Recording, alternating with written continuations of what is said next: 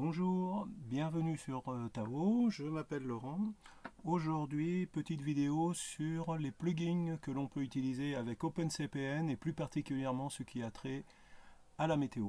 Donc c'est la partie 2 de ma série OpenCPN plugins. Donc je vais déjà vous montrer comment on peut télécharger une météo et pour cela il existe trois méthodes différentes.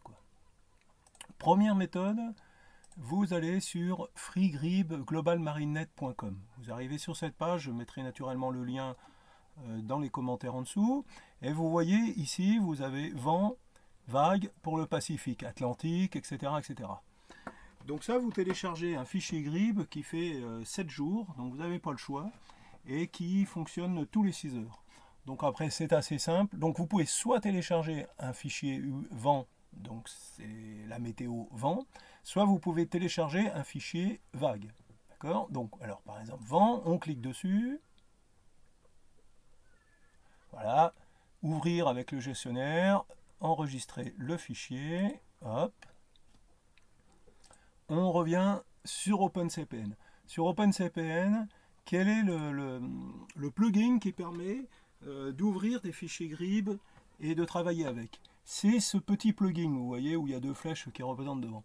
Alors c'est un plugin qui est déjà préinstallé dans les compléments dès que vous avez installé OpenCPN. Vous avez juste à l'activer. Voilà, c'est celui-là. Vous voyez, il a activé la version 4.1.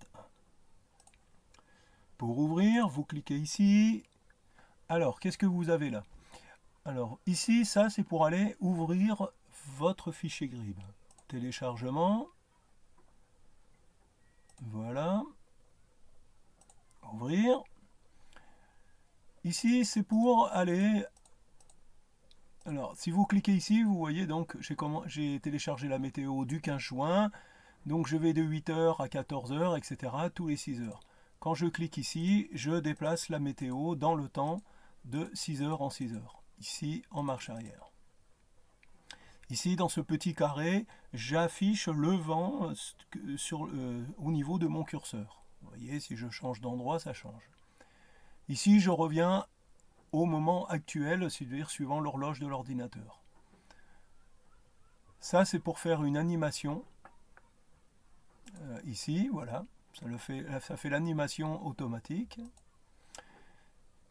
Et ici, ça vous permet de faire tous les réglages que vous désirez. Donc les données, vous voyez, vous pouvez afficher le vent, les rafales de vent, vous pouvez changer, vous pouvez demander qu'il soit en nœud ou en autre chose, les couleurs, etc., etc. Donc je vais vous laisser un peu bidouiller et regarder là-dedans pour faire ce que vous aimez. Voilà. Alors ça, c'est la première façon de télécharger un fichier Grib. C'est assez pratique si jamais vous êtes dans un cybercafé, vous n'avez pas votre ordinateur, vous avez juste une clé USB. Et ben vous ouvrez Global Marinette, vous mettez sur la clé USB le fichier Grib et vous revenez à votre bateau, quoi. Sinon, à peu près plus personne n'utilise cette méthode. On utilise plutôt préférentiellement Zgrib. Alors, je vais vous montrer comment utiliser maintenant Zgrib. Alors, nous retrouvons ici sur Zgrib. Alors, si vous ne savez pas installer Zgrib, je vous renvoie à ma vidéo précédente où j'explique sous Ubuntu comment on installe Zgrib et OpenCPN. Alors, Zgrib, quand vous allez l'ouvrir la première fois, vous allez avoir cette présentation. Vous tournez la roulette de votre souris, ça fait grossir. Ici, vous pouvez vous déplacer. Non, ici, vous pouvez déplacer la carte. Voilà. Pour sélectionner un clic droit, non, un clic gauche, vous restez appuyé dessus et vous sélectionnez votre zone. Vous cliquez ici, dans Fichier, et vous faites Téléchargement. Il y a une petite fenêtre qui va s'ouvrir. Vous voyez ici qu'il vous remet en latitude et en longitude la zone. Donc à nouveau, vous pouvez la modifier si jamais ça ne vous convient pas. Alors ici, là, il y a vraiment les choses qui sont les plus intéressantes. La résolution 0,25. Donc vous imaginez que cette petite zone est découpée en petits carrés de 0,25 et donc Zgrib va télécharger une météo pour chaque petit carré. Mais vous pouvez choisir d'autres choses. Vous pouvez choisir 0,5, 1, 2. Donc vous voyez bien que si vous prenez deux, bah, vous allez avoir beaucoup moins de précision. Mais votre fichier va aussi faire beaucoup moins d'octets. Donc si vous avez une mauvaise connexion Internet, eh ben, le but c'est de télécharger avec moins de précision, quoi. Ici, l'intervalle entre deux météos, vous pouvez avoir 3 heures, 6 heures, 12 heures ou 24 heures. Donc ça, c'est l'avantage par rapport à la météo que vous avez pris précédemment, où vous étiez obligatoirement en 6 heures, vous n'aviez pas le choix. Là, vous avez le choix. La météo aussi que je vous ai montré avant sur Global Marinette, vous êtes à 7 jours. Ici, vous pouvez télécharger jusqu'à 10 jours. Et ici, vous choisissez à partir de quelle météo vous allez télécharger. Donc la météo est mise à jour à 0h, 6h, midi et nouveau 0h. Bon, le mieux c'est de laisser la dernière météo, c'est donc vous allez avoir la plus récente, quoi. Et vous voyez aussi naturellement que vous choisissez exactement la zone de navigation que vous voulez. Parce que quand vous téléchargez avec Global Marinette, si vous êtes entre deux zones de navigation, vous êtes obligé de télécharger les deux fichiers GRIB et de passer de l'un à l'autre en permanence pour faire vos options météo. Ici, vous pouvez choisir donc le vent, généralement moi je prends toujours ça, la pression, vous voyez on peut prendre la température, etc. Moi je prends les caps, je prends toujours les rafales, je ne prends pas la nébulosité ni le cumul des navigations, neige, etc. Quoique les cumuls des précipitations, des fois je le fais si je navigue en hiver parce que je n'ai pas trop envie de naviguer sous la pluie, quoi. Ça, ça vous permet de télécharger des météos à une altitude différente. Je ne vois pas trop l'intérêt sur un voilier. Ici, ça vous permet de télécharger, en plus du fichier vent, la hauteur des vagues significatives, vague maximale, houle, vague du vent, etc. Donc moi, généralement, je n'utilise pas, mais bon, ça peut être intéressant. Dans certaines conditions, vous pouvez avoir envie d'avoir ceci. Voilà, vous cliquez sur téléchargement, vous attendez un petit peu, voilà. Vous dites enregistrer, et voilà, ça s'ouvre. Donc là, maintenant, ici, si vous appuyez ici, vous allez faire bouger à nouveau dans le temps. Mais vous voyez que votre bateau, vous ne pouvez pas l'avoir ici, donc voilà. Donc c'est pour ça que vous allez probablement revenir sur OpenCPN, à nouveau utiliser le plugin ici. Alors là, c'est parce que il rouvre la mémoire de ce qu'il avait ouvert avant, donc je vais lui faire ouvrir le dernier fichier GRIB, voilà. Voilà. Alors là, vous voyez que c'est un petit peu illisible, donc moi, quand je fais la météo, ici, je mets la base, donc ça fait que j'ai moins de détails sur ma carte de navigation, mais du coup, je vois quand même un peu mieux les flèches. Alors, vous avez une petite particularité, vous pouvez aussi, par exemple, là vous voyez, je suis aux îles du Frioul, vous voulez avoir la météo précisément juste ici, vous faites un clic droit et vous cliquez sur météo table. Voilà, ça vous permet d'avoir cette petite présentation pour chaque jour, de 3 heures en 3 heures, la vitesse du vent et les rafales, avec des couleurs, donc plus ça devient jaune, plus ça devient même rouge, bon là je pense pas qu'on en verra, et plus le vent est fort. Voilà. Sinon, donc comme je vous disais, ici vous faites varier votre fichier GRIB. Voilà. Ça c'est la deuxième façon d'avoir une météo. Vous pourriez avoir envie d'avoir une météo encore, là vous êtes limité à 10 jours, mais par exemple d'avoir 15 ou 16 jours. Pourquoi ça peut être intéressant? Par exemple pour un départ de transat. Quand vous êtes au Cap-Vert, vous êtes à peine plus de 15 jours de navigation pour aller aux Antilles. Donc quasiment là vous pouvez avoir téléchargé votre météo pour la navigation complète. Alors naturellement ça n'a pas d'une grande précision, mais si vous êtes dans un moment où la météo est très stable, que l'anticyclone est bien établi, etc., cette météo ne va pas être si fausse, quoi. Voilà, il va sûrement y avoir des variations de vent, ça ne sera pas exactement la force du vent, etc. Mais globalement, l'endroit où le fichier GRIB va placer la zone de vent, la zone d'alizé, vous avez à peu près toutes les chances que ce soit relativement juste, quoi. Donc ça vous permet quand même de choisir dès le départ une option météo. Est-ce que vous devez prendre une route un peu sud, un peu plus nord? Voilà. Alors, comment on peut faire ça? Alors, je vais vous montrer. Alors pour télécharger une météo de plus de 10 jours, la seule solution c'est d'envoyer une requête sur un robot qui se trouve aux États-Unis, au NOAA. Donc en fait tout ça c'est toujours la même météo, hein, c'est la météo du NOAA. Mais donc là, vous allez envoyer une requête et dans cette requête, vous allez écrire précisément, dans cette requête, vous allez avoir un message codé qui vous permet précisément de spécifier si vous voulez une météo avec une précision de 0,25, de 0,5, de 1, etc. Si vous voulez avoir une météo tous les 3 heures ou tous les 6 heures ou tous les 12 heures, et la durée de temps et ce que vous voulez comme météo. Vous voulez que le vent, vous voulez les vagues, etc., etc. Donc ce message obéit à des principes très précis, c'est complètement codifié, sinon le robot ne va pas le reconnaître et ne va pas vous renvoyer un fichier GRIB. Si vous faites une erreur dans votre message, il va vous envoyer un message, mais un message d'erreur, quoi. Donc de toute façon, vous allez recevoir un message. Donc quand vous envoyez le message, si vous n'avez pas reçu quelques minutes après le message, n'oubliez pas d'aller regarder dans vos spams. C'est probablement parce qu'il est dans les spams. Voilà. Alors comment générer ce message? Alors vous avez deux solutions. Soit vous savez l'écrire, soit vous êtes comme moi, vous êtes un faible de la mémoire et vous vous souvenez jamais de comment écrire ce message. Donc là, je vais vous proposer une petite méthode. Donc moi, j'ouvre à nouveau ce plugin Grib. Je clique ici sur le petit icône qui représente Internet et j'arrive sur cette page. Je vais demander ici, un mail pour CellDoc. Je ne vais pas demander un mail pour Zgrib puisque ça serait la même chose que ce que j'ai téléchargé sur la méthode avant. GFS, donc c'est le truc aux États-Unis. Tout ça là, autre chose, là ça permet d'avoir des champs de vagues, etc. Ici la résolution, donc je laisse 0,25. L'intervalle, je vais mettre 3 heures. La durée, vous voyez, je peux aller de 2 jours à 16 jours. Donc je vais mettre 16 jours. Là, vous voyez qu'il me fait une alerte. Il me dit que, en fait, les 8 premiers jours, j'aurai la résolution que j'ai demandée ici, mais que les 8 jours suivants, puisque j'ai demandé jusqu'à 16, je n'aurai plus qu'une résolution de 2 degrés par 2 degrés, donc j'aurai nettement moins de précision, et seulement un intervalle de temps de 12 heures. Voilà, je n'ai pas le choix. Je clique valider. Maintenant, il faut sélectionner la zone.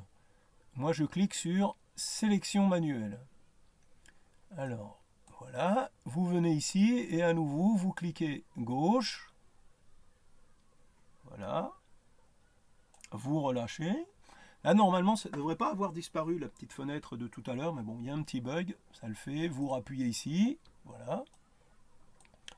Là, vous voyez qu'à nouveau, il vous a marqué la longitude, latitude, etc. Donc, vous pouvez à nouveau modifier si ça ne vous convient pas. Ici, vous voyez que c'est déjà pré-cliqué, le vent, la pression, etc. Alors, on va mettre les rafales de vent. Moi, je mets toujours les rafales de vent. Le cap, voilà. Et là, vous voyez qu'ici, il y a marqué envoyer. Donc, normalement, si je clique sur envoyer, il devrait trouver mon programme Gmail et envoyer automatiquement la requête. Sauf que ça ne fonctionne pas. Alors je ne sais pas pourquoi ça ne fonctionne pas. Est-ce que parce que moi je suis sous Ubuntu, etc. Est-ce qu'il faudrait avoir installé un programme supplémentaire? Voilà, mais ça ne fonctionne pas. Donc voilà, vous voyez, il ne trouve pas mon client de messagerie, quoi. Donc je vais faire annuler. Annuler ici. On recommence vite fait. Je veux 12 heures. Intervalle de 16, ok, intervalle de 3, ok, sélection manuelle, je remets le cap, les rafales de vent, voilà, et vous voyez le petit message ici, je vais faire un copier. Alors, il s'est effacé quand je l'ai fait, mais vous inquiétez pas, il n'y a pas de problème, ça fonctionne quand même. Je vais dans ma boîte mail, j'envoie le message à kerrycelldoc.com. Ici, il n'y a pas besoin de mettre d'objet. Ici, je fais coller. Ici, il y a quand même un petit message d'erreur. Donc, je reviens ici, je mets tout sur la même ligne et je supprime je supprime égal qui était là. Et je fais envoyer. Voilà. Donc, une fois que je vais avoir fait envoyer, j'ai plus qu'à attendre et à un moment, juste quelques minutes après, c'est assez rapide, je vais recevoir mon nouveau fichier GRIB. Donc, on se retrouve tout de suite dès que j'ai ouvert mon message avec le fichier GRIB qui est revenu en retour. Voilà, donc j'ai reçu le fichier GRIB, donc il vous explique ici qu'il faut faire attention, enfin, etc. Il vous remettre ici exactement le message que vous avez envoyé, donc vous pouvez à nouveau vérifier si vous avez fait une erreur. Voilà, vous avez le fichier Grib ici, vous n'avez plus qu'à faire télécharger, enregistrer le fichier, vous revenez ici, et à nouveau, vous l'ouvrez exactement de la même façon que tout à l'heure. Donc moi, il va être dans les téléchargements maintenant. Voilà, c'est le Grib ici, ouvrir, et voilà. Alors si je clique ici, là vous voyez voilà que j'ai pris 16 jours. Regardez, je vais jusqu'au 1er juillet. Quoi. Alors regardez ici la précision, vous allez voir qu'il y a nettement moins de précision. Vous avez vu, hein, c'est quand même assez visible. Il y a une flèche ici, là et là. Là, ça fait un grand carré. Si on revient à maintenant, vous voyez que pour le même carré, j'ai 1, 2, 3, 4, 5, 9 flèches. Quoi. Voilà. Sinon, une petite chose que je ne vous ai pas montré. Donc ici, si vous cliquez ici, vous allez avoir sous forme de couleur. Donc moi, j'utilise assez peu parce que on voit plus du tout la carte dessous. Donc moi, j'aime pas trop. Mais enfin bon, c'est chacun fait un petit peu comme il veut. La pression, vous pouvez la mettre ou pas la mettre. Donc là, il y a une marée barométrique quasiment. C'est pour ça que vous ne voyez pas une pression. Juste un petit peu ici qui a des isobars. Voilà, à nouveau aussi la même chose. Là, vous pouvez mettre avec de la couleur si vous cliquez dessus. Quoi. Voilà, maintenant je vais finir avec deux autres plugins sur la météo qui sont assez intéressants, que je vais vous montrer. Alors, le premier, c'est Weather Routing. Alors, Weather Routing, c'est un plugin qui vous permet de créer des options de route par rapport à une route entre deux points. Donc, par exemple, là, vous voyez que voilà, ici j'ai fait une route là du fond du golfe du Lion en Corse. Et bien si j'utilise Weather Routing, il va me proposer différentes lignes suivant les options météo et suivant les polaires de votre bateau. Alors je ne peux pas vous en montrer plus parce que moi malheureusement je ne peux pas faire des polaires pour mon voilier. Pourquoi je ne peux pas faire les polaires pour mon voilier? Parce que je n'ai pas d'anémomètre girouette. Or pour faire les polaires de votre voilier, il faut coupler l'anémomètre girouette à OpenCPN.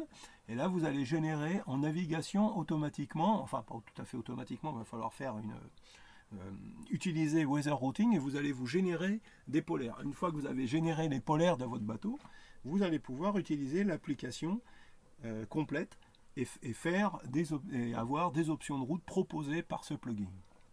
Donc je vais vous mettre en description le lien vers une chaîne YouTube qui s'appelle Colibri, où lui il explique l'utilisation de ce plugin que je trouve très intéressant. Le deuxième plugin qui peut être très intéressant aussi, c'est Weatherfax. Alors là aussi je ne peux pas vous montrer parce que pour l'instant je ne sais encore toujours pas l'utiliser. Alors Weatherfax, qu'est-ce que c'est? C'est un plugin, c'est un programme qui peut piloter une BLU pour recevoir des cartes météo en pleine mer. Donc c'est des cartes météo, c'est des facsimilés, comme on appelle ça. Donc ce n'est pas des fichiers Grib, c'est des cartes où vous voyez les isobars, vous voyez la position des anticyclones, des dépressions, etc. Vous pouvez avoir les emplacements des glaces si vous êtes proche du pôle, etc. Enfin voilà, il y a plein d'informations qui sont données. Donc c'est envoyé par la BLU, donc entre autres il y a Hambourg en Allemagne, il y a Norfolk en Angleterre, etc. Bon, puis il y en a un petit peu partout dans le monde. Voilà, et pour l'instant mon problème c'est que j'arrive toujours pas à faire fonctionner ma BLU. Voilà, donc je peux pas vous montrer aussi quoi. Donc là, si dans les gens qui regardent cette vidéo, il y en a qui savent, eh ben, ça serait bien que vous expliquiez un petit peu comment vous faites et comment ça fonctionne. Quoi, voilà.